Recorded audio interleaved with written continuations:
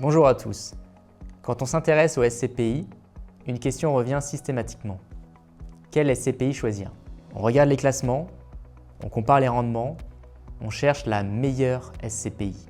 Et pourtant, choisir une SCPI uniquement sur un classement, c'est un peu comme choisir un investissement immobilier uniquement sur le prix affiché sans regarder ce qu'il y a derrière. Une SCPI n'est pas un produit simple. C'est un véhicule immobilier qui repose sur plusieurs paramètres. La qualité des actifs, la stratégie, la diversification, la gestion. Dans cette vidéo, nous allons voir pourquoi le marché des SCPI en 2026 demande plus de recul, pourquoi la question « quelle SCPI choisir » est plus complexe qu'elle n'y paraît, et surtout, quels sont les critères réellement pertinents pour faire une analyse structurée. Rappel important, cette vidéo a une vocation pédagogique. Elle ne constitue pas un conseil d'investissement personnalisé. Investir en SCPI comporte des risques, notamment de perte en capital et de liquidité. Avant de choisir, il faut comprendre le contexte. Le marché des SCPI reste important, avec près de 230 SCPI recensés fin 2025 par l'ASPIM. On observe un retour progressif à une forme de stabilisation. Une collecte en reprise, un taux de distribution moyen autour de 4,9%, mais une baisse du prix de part d'environ moins 3,45%. Ce point est essentiel, car si on regarde uniquement le rendement, on peut passer à côté de la performance réelle. Une fois la variation du prix de part intégrée, la performance globale tombe autour de 1,5%. Autre élément clé, la liquidité. Fin 2025, près de 3% de la capitalisation était en attente de retrait. Cela rappelle une chose simple. Une SCPI n'est pas un produit liquide. Le marché est aujourd'hui plus lisible, mais aussi plus exigeant. Une SCPI, ce n'est pas un produit que vous achetez. C'est un portefeuille d'actifs immobiliers géré par une société de gestion. Concrètement, vous ne choisissez pas un immeuble, vous investissez dans un ensemble et vous déléguez entièrement la gestion. La performance dépend donc des immeubles détenus, des locataires, des baux, de la gestion de la vacance, des arbitrages réalisés. Autrement dit, la performance est multifactorielle. Se concentrer uniquement sur un rendement, c'est ignorer une grande partie du fonctionnement réel d'une SCPI. Le premier indicateur, évidemment, c'est le taux de distribution. Il correspond au revenu versé sur l'année, rapporté au prix de la part.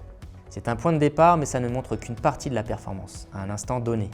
Un taux élevé peut être intéressant, mais il peut aussi s'expliquer par une phase de lancement, un effet technique lié au délai de jouissance ou un contexte particulier. Ce que regarde un professionnel, ce n'est pas uniquement le chiffre, c'est sa stabilité, sa cohérence, sa durabilité. Pour aller plus loin, les professionnels utilisent le TRI. Le taux de rendement interne permet d'intégrer les revenus distribués et l'évolution du prix de part. C'est une lecture dans le temps. Une SCPI ne se juge pas sur une année, elle se juge sur un cycle. Autre indicateur clé, le taux d'occupation financier. Il mesure la part des loyers réellement perçus.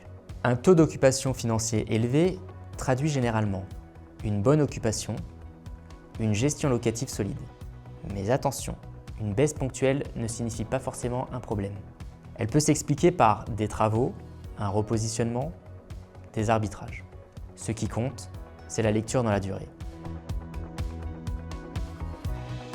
Ensuite, il faut comprendre ce que détient réellement la SCPI. On regarde la localisation, les typologies d'actifs, les locataires, la répartition géographique. Une SCPI peut sembler diversifiée, mais être concentrée sur un segment spécifique. La diversification est un levier de résilience, mais elle doit être analysée en détail. Autre point souvent sous-estimé, les frais. Il faut distinguer les frais de souscription, les frais de gestion. Certains modèles évoluent aujourd'hui. Par exemple, certaines SCPI n'appliquent pas de frais d'entrée, mais cela ne signifie pas l'absence de frais. Ils peuvent être déplacés ailleurs, par exemple à la sortie. Il faut toujours analyser la structure globale. Une SCPI est un placement de long terme. La durée recommandée dépasse généralement 8 ans. Pourquoi? Parce qu'il faut absorber les frais, traverser les cycles immobiliers, laisser le temps à la stratégie de se déployer. Et surtout, une SCPI est peu liquide. La revente dépend du marché et de la demande. Ce point doit être intégré dès le départ. C'est probablement le point le plus important. Il n'existe pas une SCPI universellement meilleure. Ce qui compte, c'est la cohérence d'un portefeuille. Certains investisseurs choisissent plusieurs SCPI pour diversifier les stratégies, répartir les risques, équilibrer leur exposition. Mais attention, multiplier les SCPI ne suffit pas. La diversification doit être réelle, sur les marchés, sur les stratégies, sur les sociétés de gestion. Derrière chaque SCPI, il y a une équipe. C'est elle qui sélectionne les actifs, gère les locataires, arbitre le portefeuille, pilote la stratégie. La qualité de la société de gestion est déterminante. On regarde notamment la cohérence entre discours et action, la transparence, la qualité du reporting, l'expérience des équipes. Chez Epsicap Reim, nous considérons que la sélection d'une SCPI doit s'inscrire dans une logique d'allocation. Nous développons des stratégies complémentaires. Avec Epsicap Nano, vous choisissez des actifs small caps, c'est-à-dire des investissements sur des tickets inférieurs à 10 millions d'euros, une diversification à l'échelle européenne. Avec Epsicap Explore, vous choisissez la même stratégie d'investissement, mais aussi une SCPI sans commission de souscription.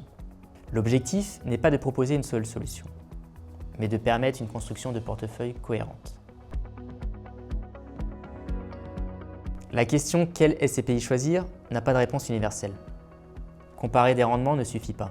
Ce qui compte, c'est comprendre les mécanismes, analyser les indicateurs et construire une stratégie adaptée. Une méthode vaut mieux qu'un classement.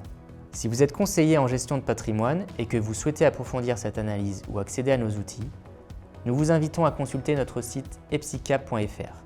Vous pouvez également nous contacter pour échanger sur la structuration d'une allocation SCPI.